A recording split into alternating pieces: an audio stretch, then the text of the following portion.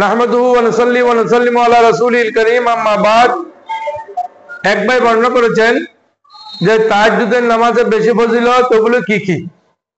পবিত্র কোরআন মাজিদে এসেছে, আল্লাহ রাব্বুল আলামিন ইরশাদ করেছেন, তাতাজাফা কুলুবুহুম আনিল মাদাজি'i, সূরা সাজদা হামিমা সাজদা 16 নম্বর আয়াতে আল্লাহ বলেছেন, আল্লাহর বান্দা নবী করিম সাল্লাল্লাহু আলাইহি ওয়াসাল্লাম এবং আল্লাহর বান্দারা অনেক সময় বিছানায় পিঠ লাগায় না, অর্থাৎ রাত্রে ঘুমায় না, অনিদ্রায় থাকেন, নিদ্রা যান না, নিদ্রা না গিয়ে ইবাদতের মগ্ন থাকেন। হযরত জাবের রাদিয়াল্লাহু তাআলা আনহু থেকে বর্ণিত, তিনি বলেছেন, রাসূল করিম সাল্লাল্লাহু আলাইহি ওয়াসাল্লাম থেকে শুনেছি, সামিতু ইয়াকুলু সাল্লাল্লাহু আলাইহি ওয়াসাল্লাম, রাসূল করিম ইরশাদ করেছেন, রাসূল করিম থেকে শুনেছি, ইন্না ফিল লাইলি লাসাআতান, রাতে এমন একটি মুহূর্ত আছে, এমন একটি সময় আছে, লা ইয়াবাকা রাজুলুন মুসলিমুন ইয়াসালুল্লাহ, যখন মুমিন বান্দারা রাতে আল্লাহর কাছে দোয়া করে, তখন মিন আমরুদ দুনিয়া ওয়াল আখিরা, দুনিয়া এবং পরকালের আল্লাহ তাআলা আল্লাহ তাকে যা চাই তা দান করেন, কারণ রাতের 3 ভাগের শেষ ভাগে আল্লাহ দোয়া কবুল করেন।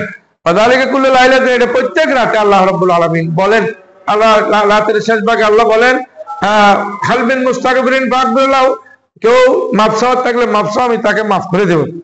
হযরত আবু হুরায়রা রাদিয়াল্লাহু তাআলা থেকে আরেকটা হাদিস বর্ণিত হয়েছে, রাসূল করিম ইরশাদ করেছেন, আইকাযার রাজুলু আহলাহু মিনাল লাইলি ফাসাল্লিয়া, যদি রাতে কোন সময় শেষ ভাগে বা মধ্যভাগে যদি কোনো স্বামী স্ত্রীকে জাগ্রত করে, জাগ্রত করার পরে দুইজনেই নামাজ পড়ে, অথবা সাল্লা রাকাতান জমিন, অথবা দুইজনে মিলে নামাজ পড়ে, 2 রাকাত নামাজ করে কমপক্ষে, কুতিবা ফিজ যাকিরিন ওয়াজ যাকিরাত, আল্লাহ রাব্বুল আলামিন তাদেরকে স্মরণকারীদের মধ্যে, অর্থাৎ জিকিরকারীদের মধ্যে আল্লাহ তাদের নাম লিপিবদ্ধ করে দিবেন।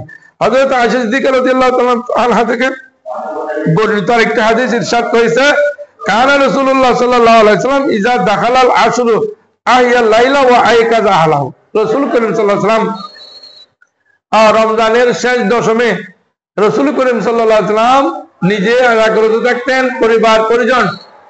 পরিবারদেরকে জাগ্রত রাখতেন, আমাদের মা জানারদেরকে জাগ্রত রাখতেন।